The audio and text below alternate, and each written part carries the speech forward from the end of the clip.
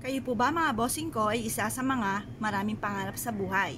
At ito po yung napapansin ninyo na parang napakailap ng swerte.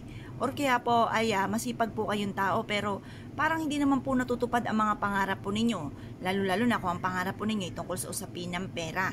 Yung bang napakahirap or napakaganit sa inyo ng swerte na parang humihigit ka ng asa lungga para lang ikaw ay swertehin or magkapera.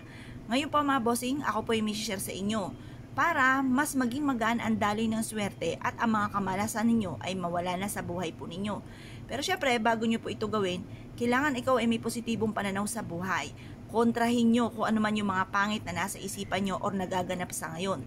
Halimbawa, kasi at totoong buhay po niyan, ay madaling sabihin na maging positibo. Paano nalaman kung dumadaan kayo sa mga pagsubok, di ba? Nakaka-relate po ako dyan. Kaya lang po mga bossing, masasabi ko lamang po sa inyo, kapag minintain nyo ang mga negative na nagaganap po sa inyo, na walang pera, yung mga ganon, na kayo ay may karamdaman, lalong lalala po yan at lalo kayo mawawalan ng pera. Kaya instead na iyan po ang nasa isipan nyo, sabihin nyo po sa sarili nyo, magkakaroon ako ng maraming pera, malalampasan ko to, kaya ko to. Yung mga ganon mga bossing. At malalampasan nyo nga po yan. Mararamdaman nyo na mas magiging magaan ang daloy ng swerte po sa inyo. At kung ano man ang mga pagsubok nyo pinagdadaanan, ay kaagad nyo itong pagdadaanan at hindi nyo po ito tatambayan. Proven po ito na napakaswerte mga bossing. Masasabi ko lamang kung kayo po ay naniniwala at nais po itong gawin, wag na po kayo magpatumpik-tumpik pa, subukan nyo po ito. Ganito po ang paggawa. Ako po ay lagi ko pong sinishare, mainam sa may liwanag ng sinag ng araw. Sa umaga nyo po ito gagawin para hindi masyado masanteng, masakit sa balat at parang tunay na sobrang swerte dumating po sa inyo. Gawin nyo po ito ng 6:30 or kaya po ay alas 7. Matatapos ang ating mga pampaswerte hanggang alas 8 lang ng umaga. Kumuha po kayo ng isang pouch or isang unton. Gumawa po kayo at kayo po ay humarap sa may silangan. Manalangin ng taimtim at i-wish nyo po na sa pamamagitan nito kayo po isuswerte na. Puro swerte ang darating, walang kamalasan na darating po sa inyo. Ngayon po mga bossing, kung kayo po naniniwala, mag-wish na po kayo ng halimbawa ay ganito, walang gamit na sana. Magkakaroon ako ng napakaraming pera at lahat ng mga pangarap ko ay matutupad.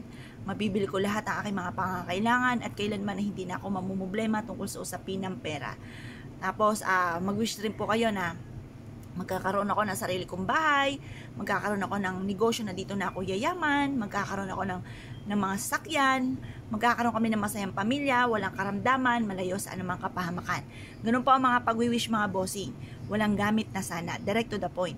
Pagtapos na po kayo mag-wish mga bossing ko, ilagay nyo po ito sa isang pouch or kaya sa isang ziplock, sa isang plastic. Ilagay sa bulsa or ilagay sa inyo pong bag. Bitbitin kahit saan kayo magtungo at susundan naman kayo ng kaswertihan. Kung naniniwala ka at nais po itong gawin, huwag na po kayo magpatumpik-tumpik pa. Proven po ito na maswerte. Basta may 100% kang paniniwala, ito po ay mabilis nyong makakamtan. Ngayon po mga bossing, kung kayo po may problema sa pera, double time sa pagkayod, at kung kayo po ay isa sa mga pakaramdam po ninyo ay paborito kayo ng kamalasan, lalo kayong kumapit ng mahigpit sa mahal na Panginoon, at sabayan ng ganito mga pampaswerte at iaadya naman kayo nito kung sa lagi kayo ay suswertiin. Kaya kung kayo pinaniwala, siya mga bossing, good luck po sa iyo po lahat.